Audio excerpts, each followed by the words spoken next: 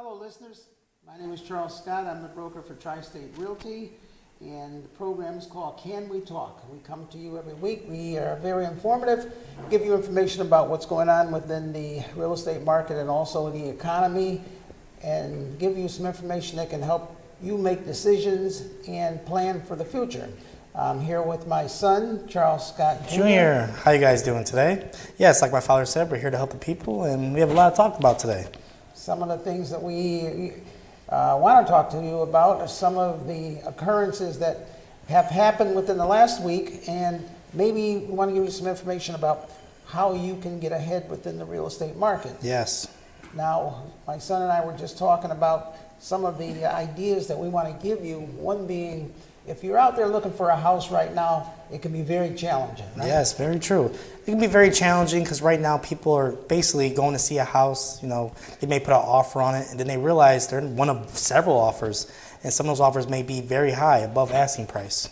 So the market actually is taken off with, I'd say, what it's been now? It's been about a couple of years, right? Yeah, I'd say since COVID, right? since the pandemic started. Ever since the pandemic. Since that April 2020, people saw real estate sales fall. Then after that, they all skyrocketed up prices, and including migration. What we saw, especially in our area in Fairfield, we're seeing New Yorkers come in. And not only that, people are having to travel further. Yes. Especially now, and we know that with the cost of gas. Yeah, right? definitely. The cost of gas. Of gas is killing us. Yes, very true. Whereas before, someone would be looking for a house and you can take them within your normal neighborhood or maybe the surrounding city, and that would be it. Now, people are venturing further and further and further away in order to be able to find a property. Yes. So it's not uncommon for us to be within 1 week or 1 day in 3 or 4 or 5 different cities. Yes. Because what's happening is that we have to go to this city and see what the prices are in that city and then the following city. Now, one of the things we wanted to, the subject or the title of this particular session will be, how can you get ahead in this type of market? What is it that you can do to plan? What's your strategy? Or we're going to give you some tips on what you should do if you're looking to purchase a property, because it's so frustrating, and I know it's frustrating out there. And, maybe give them an idea of some of the things you have to go through. Yes, definitely. What we're going to give today is actually tips, but they're going to be competitive tips. Tips that help you, get an edge on, I would say, other buyers. Things to look for in the house, things that you can, imagine what this could be versus let's buy it already done. And what that will do is actually give you I would say, like a one over some of these current buyers. Exactly. One of the things that we want to talk to you about is that if you're looking out for a house, right now it's not uncommon to have multiple offers on a property.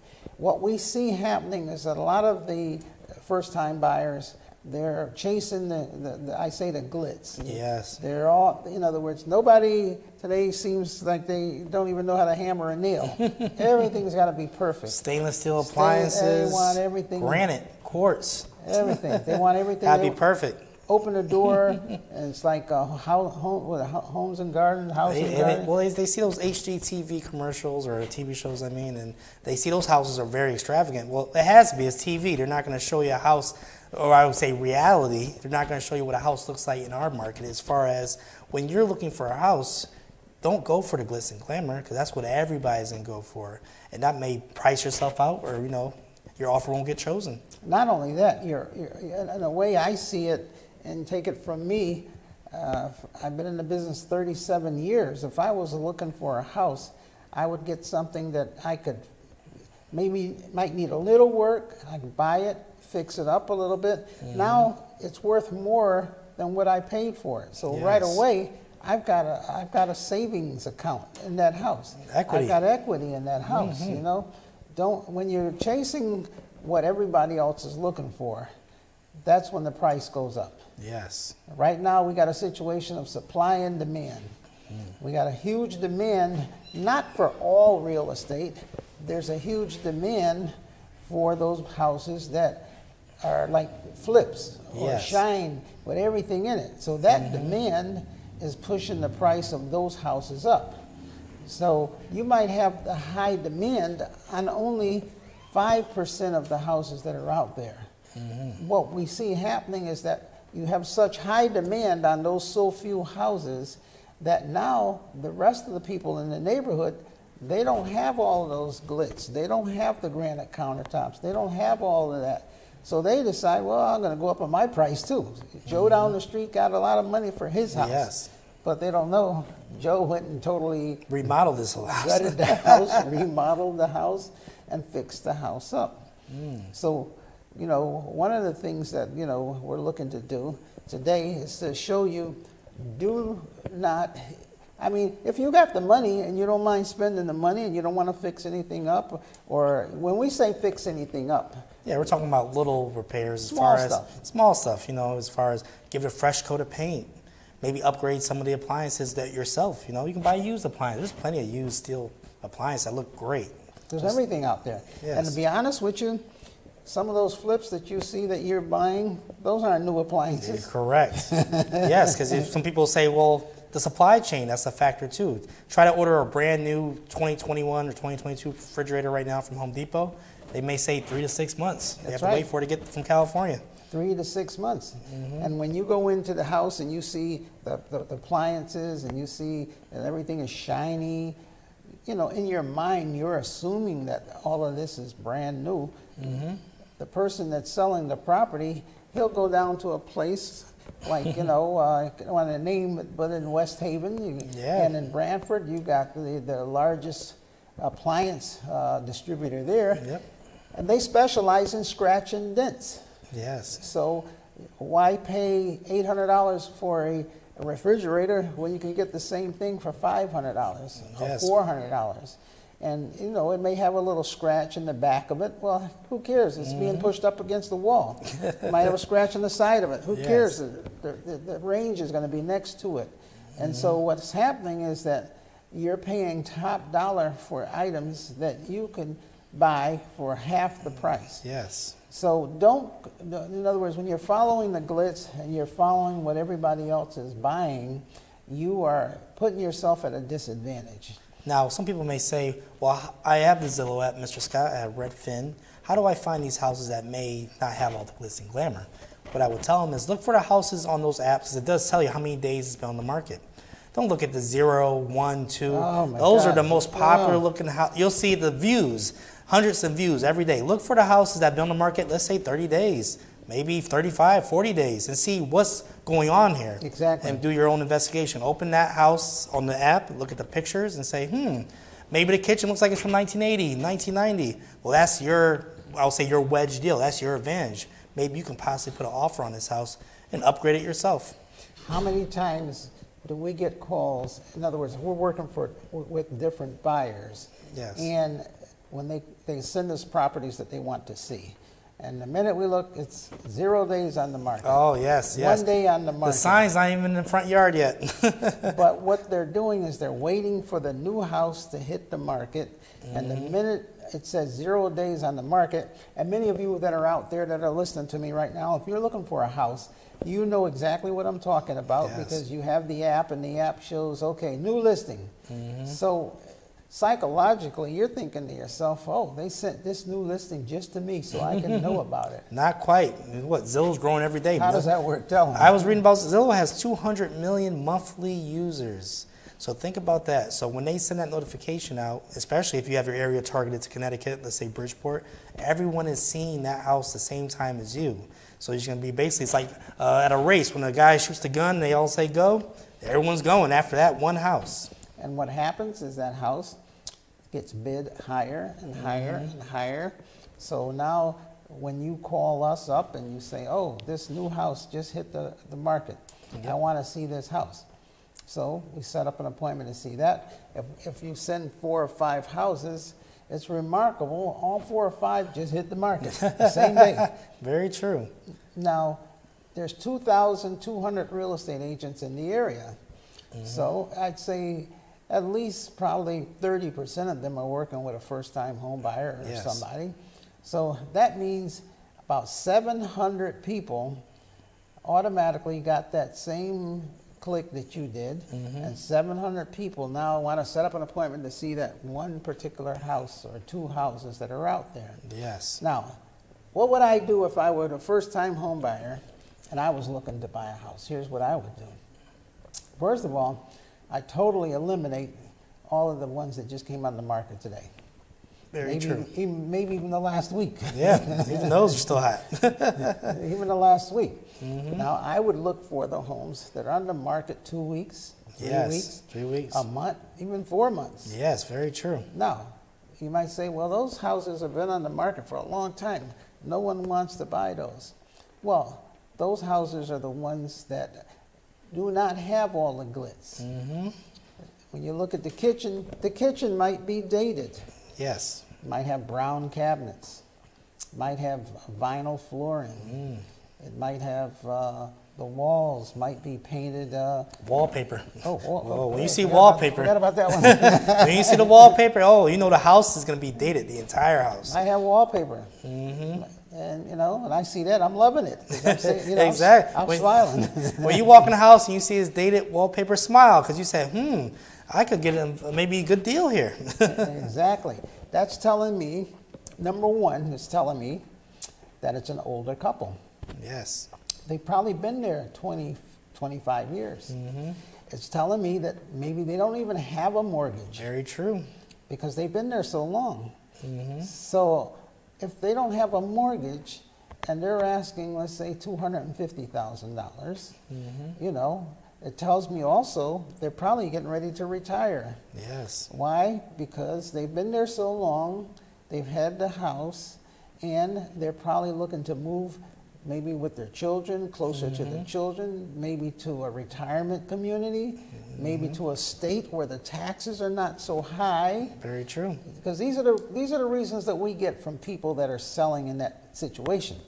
I'm moving to a state where the taxes are not so high because I'm on retirement, I'm getting Social Security, and I'm getting my pension, and I'm getting the fixed income, and Connecticut or whatever state it is eating up all my money. Yes, well, we see that a lot because you'll see, family maybe in their 30s or 40s that buy a big house, they raise a family.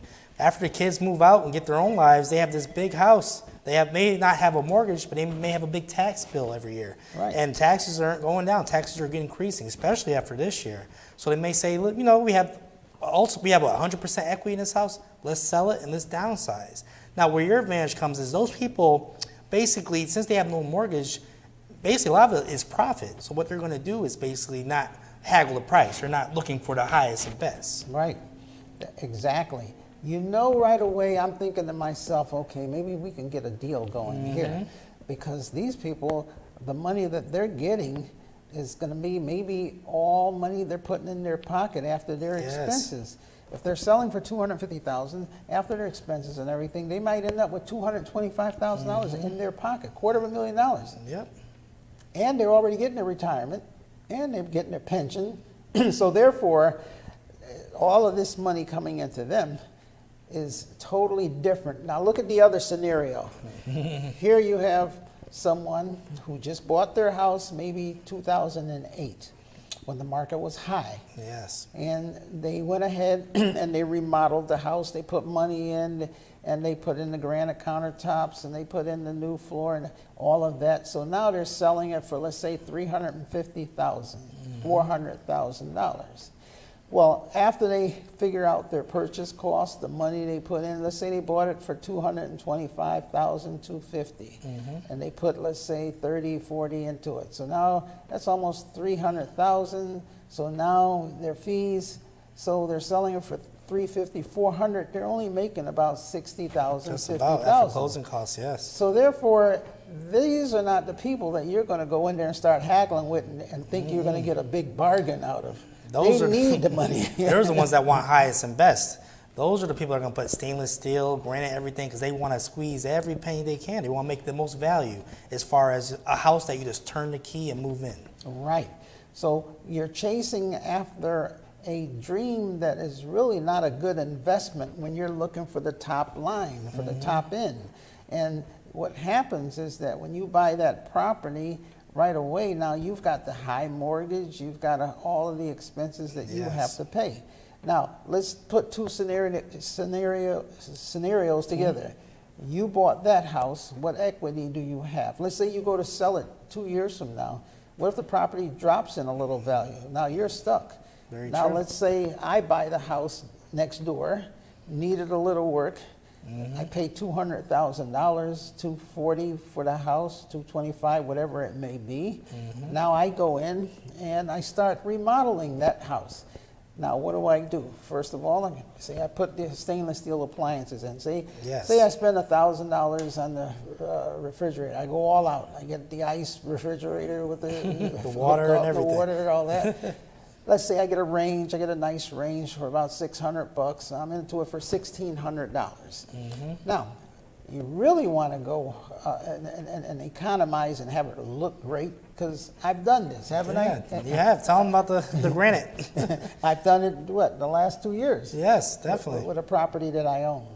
You go in, and it had horrible looking cabinets. I mean, brown cabinets, dark brown cabinets. Dark brown cabinets. And matter of fact, they look dated. They were dated. Tell them how you spruce those up.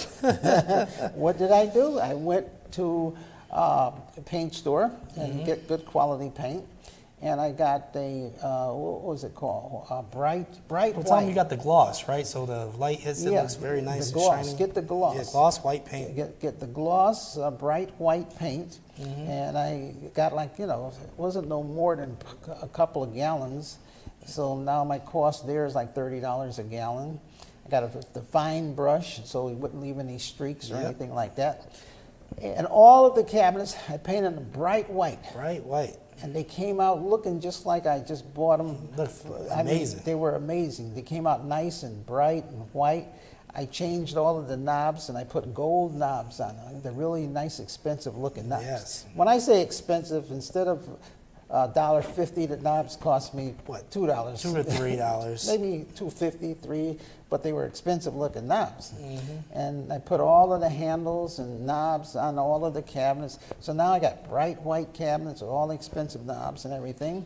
And I'm looking at a total investment of maybe $80. $80, $90. 89. And look at all the work I didn't have to do. I didn't have to go in and tear the cabinets out. Demolishing the I cabinets. didn't demolish them. I didn't have to go patching all of the wood in the back. I didn't have to hire carpenters.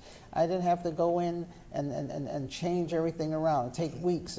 All of that took 2 days.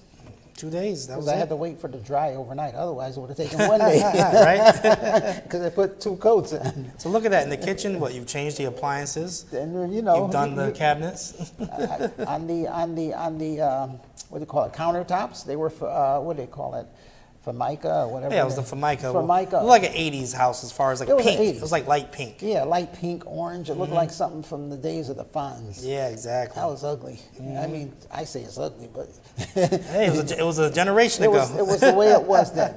So, I searched around and I found a company that did what was it, the granite counter. Granite. And there's a lot of them around now. Yeah. And I went and I spoke to the gentleman, and I said, I'd like to put all granite countertops.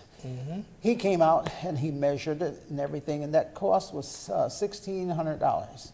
And he measured everything, custom and everything, and put all of that together. So it took him about 2 weeks, and he sent his men out to the house. I had to remove the old countertops. That was my agreement.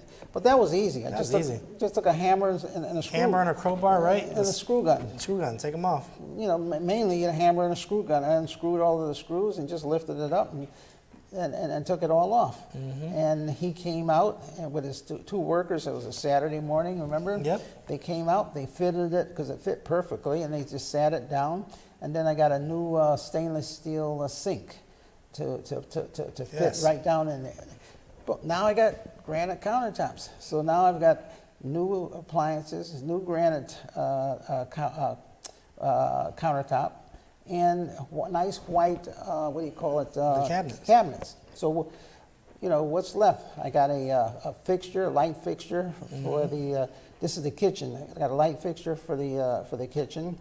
Light fixtures can go anywhere from $10 and up. Yeah.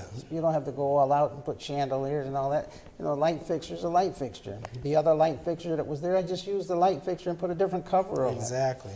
That was easy enough. And all that was left was what? The floor. The Get floor. that from Home Depot, the final little squares. There you go. And I got the squares. They're like 12 inch by 12 inch. Yes.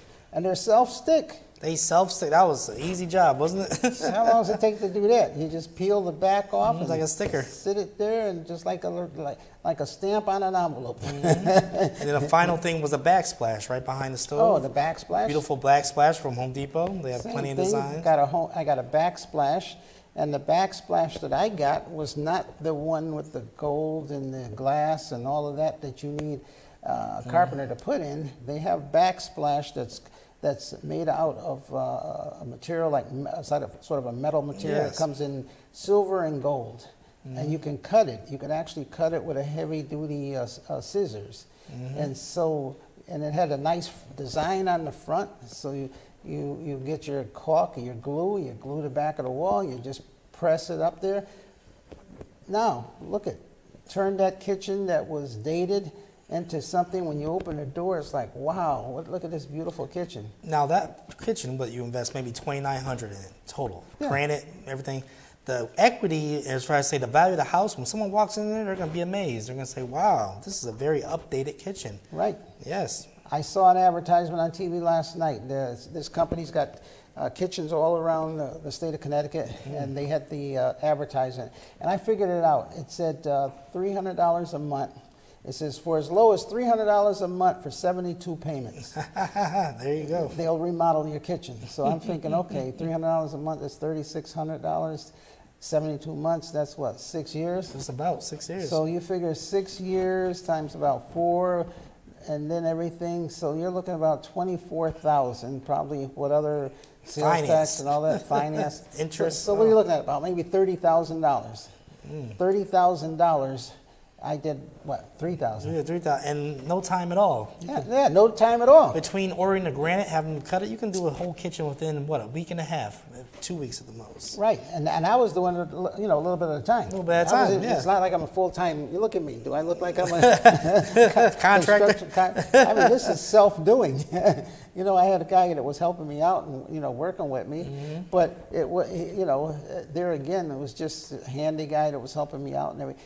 And even throughout the house was a drab-looking Yes. brown, Red colors, what do you reds and call that? browns. Paneling. Paneling, Oh, yes. because you imagine paneling. Yes. And I see people go in and they rip all the They walls. rip it out. They rip everything out. That's expensive. Not only that, you start ripping all the paneling out, you don't know what's behind the You don't know paneling. what's behind there either, yes. So what did I do? I left all of the paneling there. I just turned around and painted it to a nice light gray. That's the Yes. color. Everybody loves light gray now. I call it IKEA gray because that's where I see all IKEA. Everything's that gray color. It's like a silver color, but not too silver. It's soft on the eyes. Soft, nice, Yes. soft color. So you get on that particular thing, you get an interior flat. You Yes. don't use a gloss. You use an interior flat paint. Yes. And you paint it. It came out looking like the lines, and if you know what I'm talking about with the older paneling, it all has lines coming down. Yes. Up and down. When you leave the lines in there and you paint over all the walls, it looks like you paid extra to put the lines in there because it gives it a nice look, because now you have the nice design in the panel. And no one knows it's paneling. It looks like sheetrock with nice lines in it. So you've turned around and you don't have to rip anything apart. You don't have to worry about a dumpster. You paint that and it looks really, really nice. Really nice throughout, the entire house. Yes. Then in some parts, I had what do you call it, tiles. The kitchen, I had the tiles, and it made it look night and day. Night and day. Night and day. Now they may say, Mr. Scott, what else could I do in that same type of situation? Talking about the crown molding, a little liner at the top of each room. Crown molding, you can buy crown Home molding Depot. by the foot. And it's very simple. You got a 12-foot room, you put 12 feet of crown molding, you cut it and you tack it up there, and Tack it up. put a nice white gloss paint around there to make it really look nice and Yes. shine. So you see, this is what I'm saying. When you go out to look for homes, now you take, for example, that particular house doubled in value Yes. from the little bit that I did. So the guy next door who bought the glitz and the shine and all that, he's treading water or maybe underwater, and his Yes. value is not there.